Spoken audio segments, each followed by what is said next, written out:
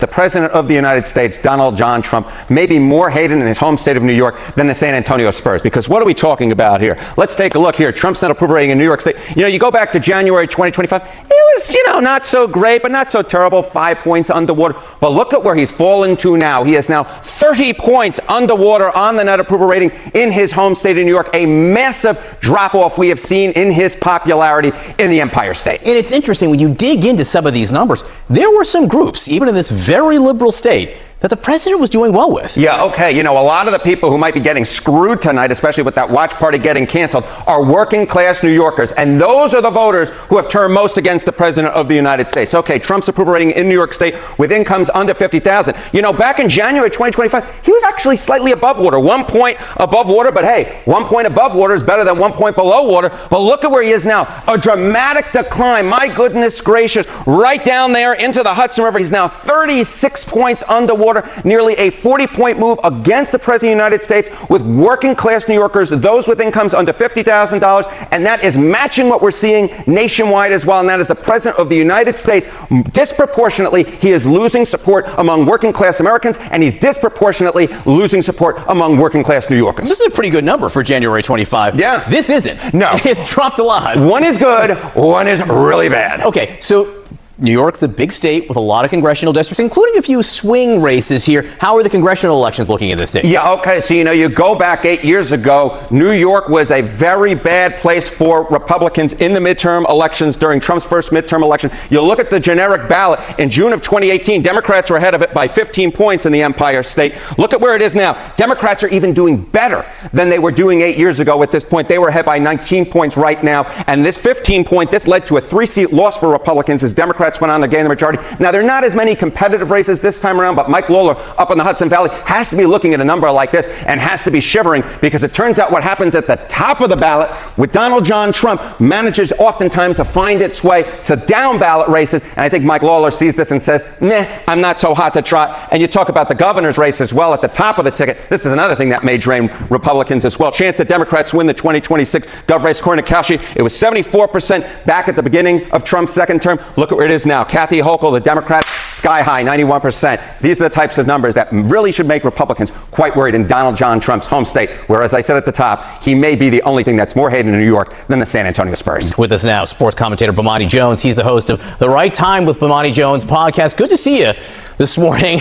How do you think fans feel about this, having to arrive 2 hours before the game to get in because the president's going to be there?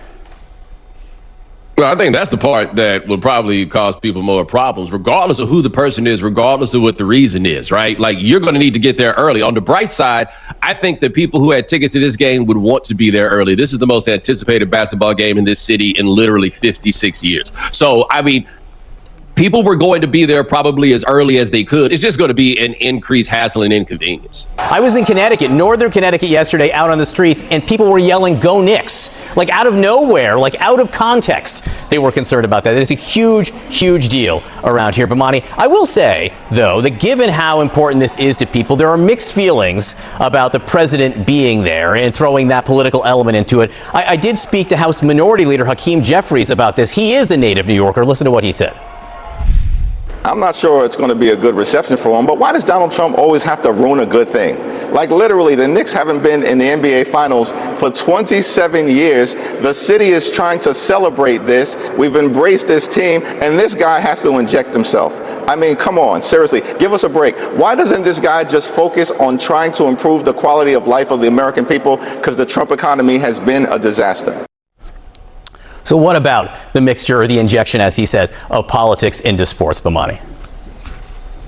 No, this isn't about the injection of politics into sports. This is about the injection of Trump into sports. If this were just about any other president, I don't think it would go over the way that it would. This is specifically about this man whose relationship with his hometown is fraught, I think would be a fair thing to point out. But in this time, in this moment with this guy, ain't nobody really trying to hear this. Like, what was the most surprising thing about it to me is that Trump normally turns up at like college football games, places that for him are home games. This is not a home game, no matter where he's from. This is an away game. I am surprised that this is something that he wants to do, because he typically thrives on positive affirmation, and he ain't gonna get none of that on Madison Square Garden, like not a bit. It's an interesting take. This is not a home game for the president, despite being from New York. But Monty Jones, great to see you. Thanks for sticking around. With the New York Knicks about to host their first NBA Finals game since 1999, the city preparing for another historic moment, the first sitting US president to attend an NBA Finals game. CNN's Gloria Pazimino filed this report.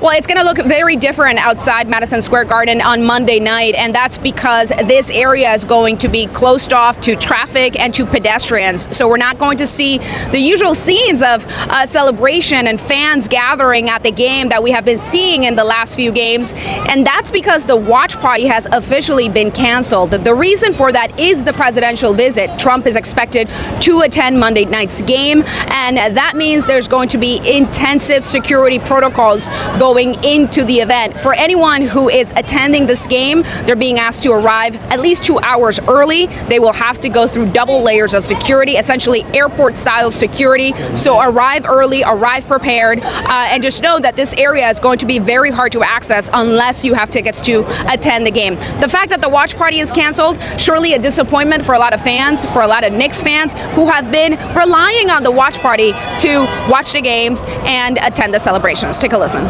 Personally, I think it's kind of a shame. I really would like it, because we've been waiting for this for like how long? And, a lot of people can't afford to get into the game. I'm one of those people. So I was actually looking forward to going to one of these watch parties. This is a monumental day in New York City, and you're going to cancel it. It's all right. We're going to find a way, okay?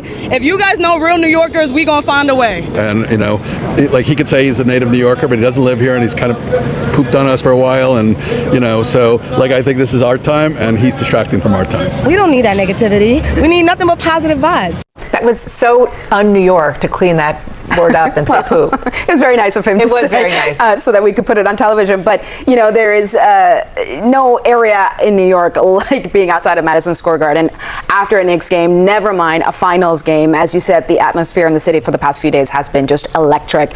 People are so excited. I would even say that everyone is being a little bit nicer. We're all a little bit happier. We're being kinder to each other. But there was a lot of folks that I spoke to yesterday who were not so thrilled that the president's going to be in town for this one, because it's going to mean, there's going to be this massive security presence. The watch party's been canceled for tonight, so people who cannot get into the garden can't go to the watch party. There'll be other watch parties around the city, but I do think that, it's going to be a very different kind of vibe inside the garden. The energy, I think, will be on the game, on the Knicks. I think that's what true Knicks fans will be focused on. A lot of New Yorkers will be focused on, and we'll see what reception the president gets in that arena tonight. He is a New Yorker, but he is not a very popular or beloved New Yorker. Well, and you can feel it. I mean, we're not that far from Madison Square Garden right now. You can already feel not just the excitement, but the security intensifying. Understandably, he's the president of the United States. He's not the only high-profile political figure who's going. The mayor of New York City is going. Listen to what Zohran Mamdani said this morning. I bought my tickets for nearly $1,000 from Madison Square Garden. I'll be going to tonight's Game 3, and I'll be standing for the duration of the game. Standing room only, $1,000. It's incredible. And I was on Instagram earlier, and there were reels that came upon my feed that were encouraging people how to boo inside of this. This is his hometown, so I think Madison Square is going to be absolutely lit tonight as both a sporting event and a political event. Go ahead. Oh, I'm just excited to be on TV talking about sports. This is about time. No, I mean, I have two kids, and my older son was sorting through his M&Ms this weekend and pulling out the blue and the orange. It's like, these are Knicks colors, and we're making sundaes. So even if he's not a Knicks fan growing up, he's becoming one all of a sudden. And just going back to Donald Trump, we mentioned that he is a Knicks fan and has been, and we went into the vault and found some photos of the president here back. Wait, is that Elliot Gould with Marla Maples? There you see he's with Melania, Howard Stern, Bill O'Reilly. I also want to go even further. If we go back to 1999, yep, that's President Trump, or then just Donald Trump with JFK Jr. I mean, look, this is going to be an iconic night. That was an iconic night. The last time that the Knicks were in the finals, 1999. The Knicks draw some of the biggest celebrities in New York. Spike Lee has been going to these games for longer than I've been alive, waiting for the big one. He might finally get it. This is as New York as it gets. And I think, to your point about sports and politics, I think, in this time that we're living in, we see that often sports can become extremely political. And I think we might see some of that on display tonight because it is the Garden, because it is New York. And people's emotions are running high about the president's visit, about the game, and about where we are right now. Here's what nobody in that broadcast room wanted to actually say out loud. This was never about basketball. They want you focused on the booing, the canceled watch parties, the 2-hour security lines, the frustrated fans who couldn't afford tickets to begin with. They want you debating whether Trump is welcome at Madison Square Garden. That's the conversation they're comfortable with. Because as long as you're talking about courtside optics, you're not talking about what those poll numbers actually mean. Look at what just slipped past everyone. Working-class New Yorkers. The exact voters Trump built his entire political identity around have swung nearly 40 points against him. 40 points! That's not a dip. That's not buyer's remorse. That is a full political collapse happening in real time in his own backyard among the very people he promised to fight for. And instead of addressing that, instead of showing up in a union hall or a community that's struggling, he shows up at the most expensive sporting event in New York City, sitting courtside, surrounded by Secret Service, while the people who can't afford a $1,000 standing room ticket watch their watch party get canceled. That is not a coincidence. That is a message. Not to New York, to his donors, to the rooms that matter to him. It's visibility designed to look like connection while actively avoiding the populations that are now turning their backs on him. And here's where it gets dangerous. When a leader's base begins to fracture this severely, historically, one of two things happens. Either there's a genuine course correction, or there's escalation, a doubling down, a need to manufacture a crisis loud enough to drown out the collapse. You start seeing more spectacle, more wedge issues, more deliberate cultural flashpoints engineered to get his coalition angry at something else. If this poll trajectory holds into the midterms, Republicans in districts like Mike Lawler's don't just lose their seats, they lose their incentive to push back on anything. That's when the guardrails get quieter. That's when the accountability disappears. A president hemorrhaging support at this speed, with midterms approaching and a 91% Democratic advantage in the governor's race, is not a president who starts moderating. That's a president who starts swinging. So here's what I need you to actually sit with tonight. Not who got booed at the Garden, not who had better courtside seats. When a politician is this unpopular at home, this isolated from the working class he claimed to champion, what does he do next to hold on to power? Drop your answer below, because I think a lot of you already know, and I think most of you are afraid to say it.